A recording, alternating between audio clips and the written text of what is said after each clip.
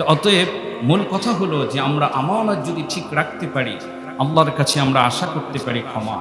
কিন্তু আমরা যদি আমানত, অন্যের ঋণ আমরা রক্ষা করতে না পারি, ক্ষমার আশা করাটা কিন্তু খুবই দুষ্কর। আনাস রাদিয়াল্লাহু তাআলা আনহু একটি হাদিসের ভিতরে বলছেন, বাইহাকীর 4045 নম্বর হাদিসের ভিতরে এসেছে, আল্লাহ রাসূল বলছেন, আনাস রাদিয়াল্লাহু তাআলা আনহু বলছেন যে ফালাম্মা খাতাবানা রাসূলুল্লাহ সাল্লাল্লাহু আলাইহি ওয়াসাল্লাম, আল্লাহ রাসূল আমাদের সামনে ভাষণ দিলেন।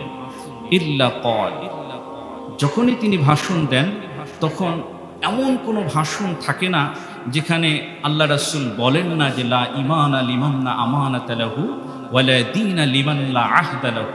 অর্থাৎ আল্লাহ রাসূল তার জীবদ্দশায় যত ভাষণ দিয়েছেন, প্রায় প্রত্যেকটা ভাষণের ভিতরে এই দুইটা কথা আল্লাহ রাসূল বলতেন, যা লা ঈমানা লিমান লা আমানাতা লাহু, যার আমানতদারিতা নেই তার ঈমান নেই, ওয়ালা দীনা লিমান লা আহদা লাহু, আর ওই ব্যক্তির দিন নাই যার অঙ্গীকার ঠিক নেই, অর্থাৎ যার ওয়াদা ঠিক নেই, তার দিনের পরিপূর্ণতা নেই।